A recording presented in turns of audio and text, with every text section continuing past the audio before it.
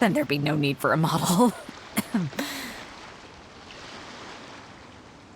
Come on, Captain. Scenery looks nice and those were your... Well, then in that... Or... Seriously, Cap? You are the captain? I agree. Besides, Cap, we can eat... Well... So, what do I do now, Travel? It must be... I never said that. You mean... Sounds good. The lighting may still be a problem. But I'm open to persuasion. Just to be clear, I won't necessarily agree. It depends on the place you have in mind.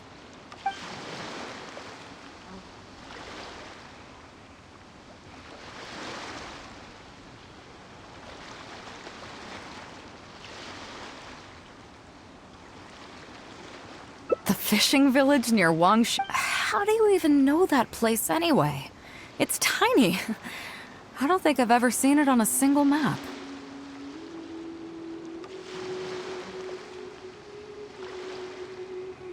I'm surprised that you remembered. He's right, though. I did live there for a while. And now that you've mentioned it, it's given me the urge to go back and take a look around. Well then, let's go. We can take this opportunity to pay my old home a visit.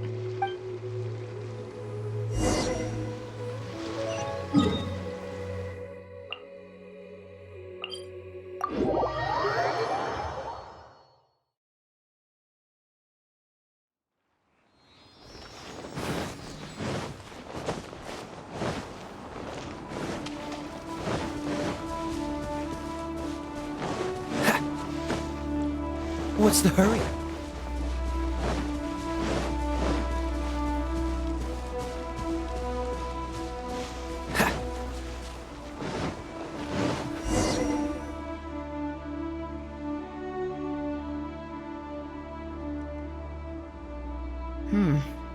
It's certainly seen better days. It was never that impressive, but at least back in the day, it was a lively village and home to several families. I wonder how long these last few old houses will remain standing. Nothing as dramatic as you might think. Come on, let's take a walk around. People used to call this place Downriver because the villagers apparently moved here from a place called Upriver. With them, they brought their knowledge of fishing, which had been passed down from generation to generation. I learned a lot from them when I was here. Now Upriver is long gone, and Downriver is all but deserted. It won't be long before no one even remembers what these places are called. To Zhong. Zhong. I barely remember this name. You're right. I was only about 5 or 6 years old when I first arrived here. I was homeless and had to wander around the streets. I remember finally managing to find half a rice bun, but then a stray dog jumped out and snatched it away from me. Half a rice bun was not something I was willing to give up so easily at the time, so I chased it all the way to this neighborhood. Then a few fishermen saw us running and stopped me. They were kind enough to give me some food. Seeing me stop, but straight away it keeled over and never got up again. Maybe it was too tired, or maybe it had starved to death. I went over and saw that the dog still had the half rice bun in its mouth. It didn't let go even at the very end. Poor thing.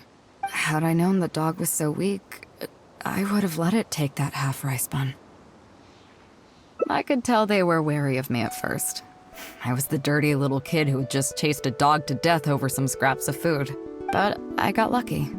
The village chief took pity on me and brought me to their home. That's how I ended up staying here.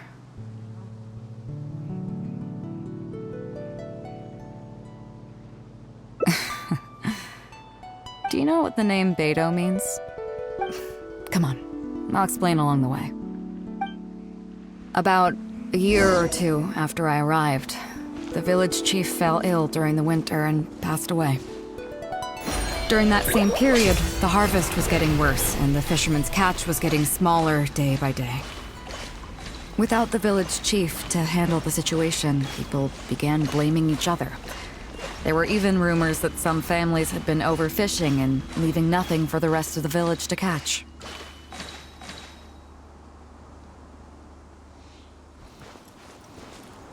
But in the end, they all turned on me, saying that they shouldn't have ever taken me in. They said I was bad luck. They pointed to how that dog died on the first day I arrived. Next thing you know, the village chief dies, and then all the fish die out. They said I was a living curse, and the downfall of the village was all my fault. I told them that I didn't understand. I'm not a curse, I'm just Beidou. Then some of the villagers started shouting, and drove me out of the village. They shouted, "Nando controls life. Beidou controls death. Beidou controls death." Before then, all I knew about my name was that it had something to do with the stars. It wasn't until then that I realized that Beidou was a constellation. And the Alcor, one of its stars, was an omen of death. Here we are. This is the old house of the village chief. I bet he never expected that the little girl he took in would grow up to be seen as a curse that brought about the village's total destruction. What do you mean? Is that all? And let me guess, you got to Inazuma and the Electro Archon's Gnosis was taken as well?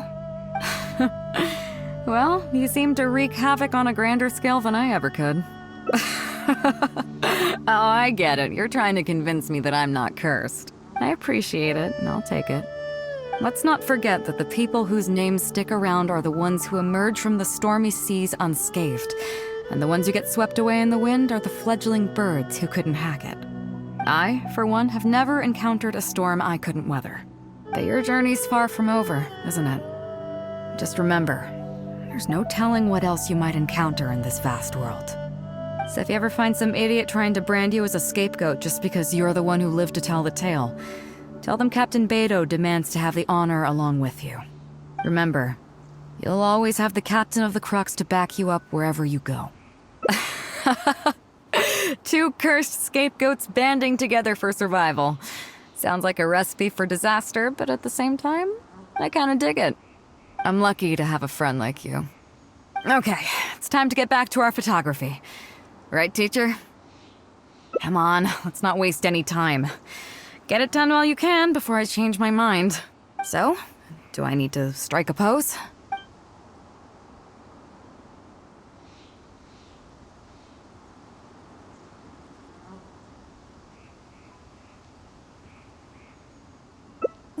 What? The nerve! What do you think this is? I don't want to do this whole modeling thing. Hey, cut it out. No more pictures.